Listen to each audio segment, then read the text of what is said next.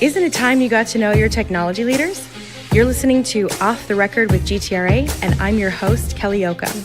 So grab your coffee or cocktail and join us for our casual yet intimate and thought-provoking expose on our top council members, ambassadors, technology innovators, and thought leaders. Thank you for tuning in to today's Off the Record with GTRA. I'm very excited to introduce today's guest, Lisa Engelhardth, the Technology Manager for the U.S. Department of Interior, Office of Hearings and Appeals. Thank you for joining us, Lisa. Well, thank you, Kelly. I'm so excited to be here. Wonderful. Glad to have you. Well, I'd like to start off by getting to know more about your beginnings and how you started your career in information technology. Okay. I've been a prodigy of information technology for, I hate to say, over 30 years, working in both private and public sectors. My humble beginnings started when I attended a technical college in rural Minnesota, actually Hutchinson, Minnesota, for a degree in data processing. At that time, 30 years ago, right, information technology was not in the vocabulary. And so with my degree in hand, I trekked off to warmer weather and headed to Los Angeles, where I actually started my IT career. Wow, that's amazing. And, in a field that's predominantly male-driven, it's very, very exciting to see.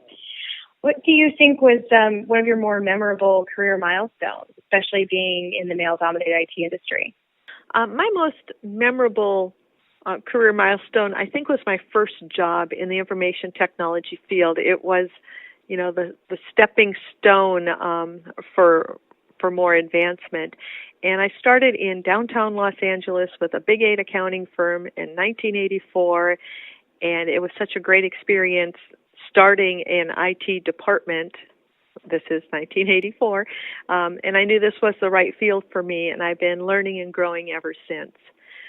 It was here where I knew that I would not climb the career ladder without credentials. So I attended college at night while working full-time and completed my bachelor's degree in management, followed with a master's degree in computer information systems. And then as my career advanced, I picked up additional certifications needed to perform my duties, like Cisco CCNA and the CISSP and the PMP and all these alphabet letters behind my name. One challenge that I could see in an IT career was the number of hours needed for a successful career or successful business. And juggling work and family is more than a balancing act, especially when my extended family was in another state. Being female in the male-dominant field wasn't too easy either. And so I've always felt the need to work harder and work smarter to prove myself and to be taken seriously. And at this point in my life, I don't see this as a struggle, and more women are widely accepted in the technology field. Mm-hmm. I know, it has been an excellent change. What do you think drives you and your passion for security? I got into IT security in the early 2000s. Because IT security at that time, the awareness with the companies as the internet is developing and people are going online and all these .com companies are coming up, and followed with the .com companies are all the hackers that also come with that to try and steal information. And that interested me. Securing, maybe it's my maternal instinct to protect what's important and defend systems and data for my company mission is a top priority. I was one of the first IT security managers in my company at the time to earn the CISSP, and that was 2005. Wow. And it's one certification that I enjoy keeping up to date. I am not retaking that test. So by attending summits and webinars and off-site training and participating with GTRA especially, it really helps keep me current with IT security, and I'm motivated by continuous learning and growing in this field. Wonderful. Well, we love having you, so it's always a pleasure. What would you say are your most memorable accomplishments?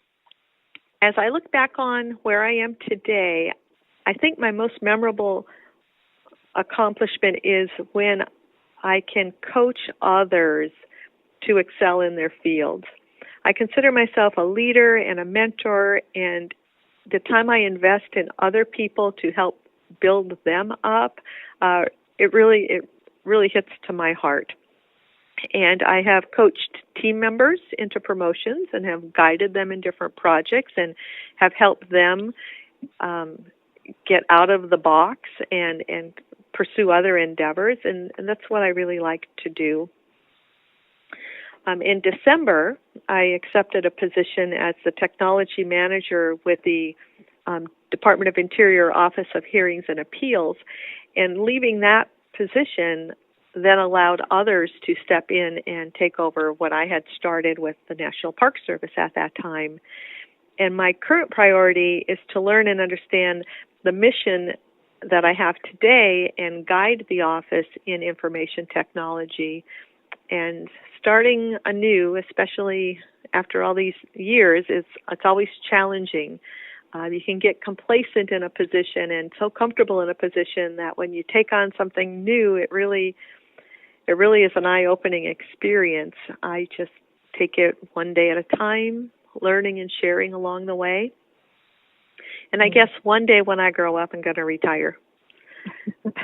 The journey along this, I guess, roller coaster of IT is fascinating, and I'm not ready to get off the ride yet. Good. Well, you'll have something probably pretty interesting around the corner after your tremendous career. So what would you say are, some of the biggest challenges you're facing, and what are the solutions that your agency is doing? I think today in federal government, the biggest challenge is FTARA. And at DOI, we're getting together with all of the bureaus and the DOI CIO's office and trying to come up with a plan that we can all work together to actually meet the law or comply with the law.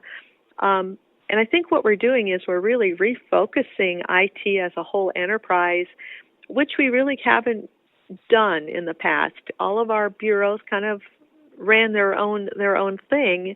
We had some enterprise, but now we're kind of getting together and growing together and sharing together and standardizing processes throughout the whole agency. And I think this is really building that roadmap for IT success. Mm-hmm. What do you think about the new federal Chief Information Security Officer position and selection?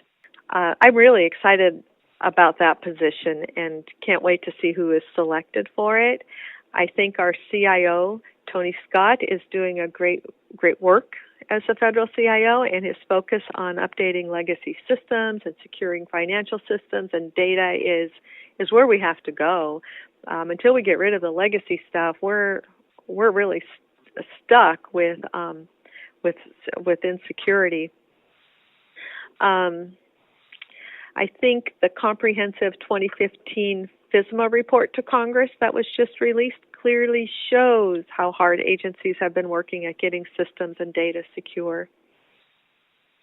Wonderful. Well, what would you say are the top priorities of the federal government for 2016?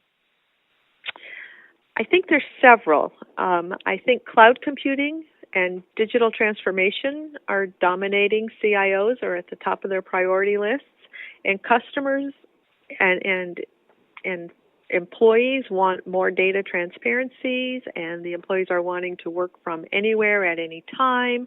And I think we really have to come up with a solution to meet all of these demands. I think these priorities also lead to hiring an educated workforce. And FedGov is not the first choice for most IT graduates. They are looking in private industry because of what private industry has to offer. But we need more young talent to join these security teams. Yep. The federal IT workforce, especially in the cybersecurity world, has definitely been one of the hottest and most talked about topics on all of our podcasts recently. So it's clearly emerging as one of the more important things that the government has to help figure out. What are some of your ideas and vision for your work with GTRA Federal Council? What I really like about GTRA is the variety of formats we have for sharing information. I've been a member and have been for a few years and have attended several of the meetings, the fall and spring meetings in the past, and I really like the way your keynote sessions engage the audience on different hot topics. I think your speakers are phenomenal. And impressive. What I also like is when the vendors get matched up with us because of some of the things we've shared or how the GTRA reps themselves know what some of our issues are. They'll pair us up with different vendors in advance, so we have them right in our schedule. But I would like to see if GTRA could get more involved with our younger folks. Get involved maybe with the colleges and invite folks from the colleges or invite students to these meetings.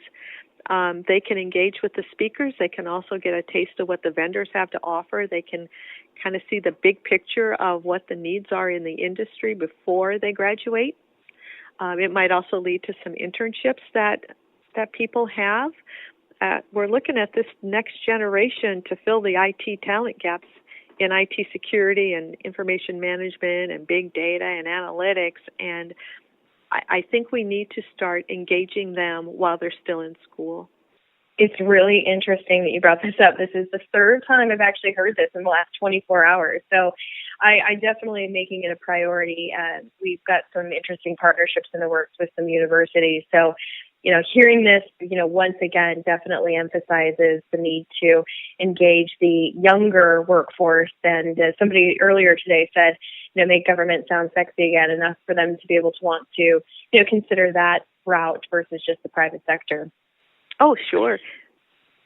And I also think that if we could get the college students to attend events like this or any of these seminars, they'll get a better taste of government, and they'll see some of the challenges that the government agencies are having, and they'll see it, before they go to USA Jobs and try and get an internship.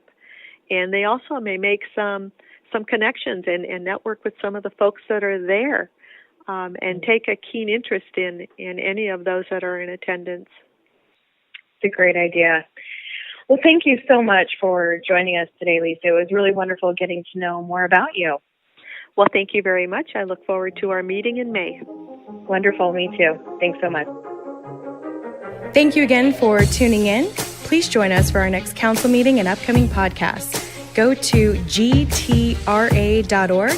Again, I'm your host, Kelly Yoakum, and I look forward to your topic ideas, feedback, and suggested podcast participants. So please feel free to reach out to me at kelly@gtra.org.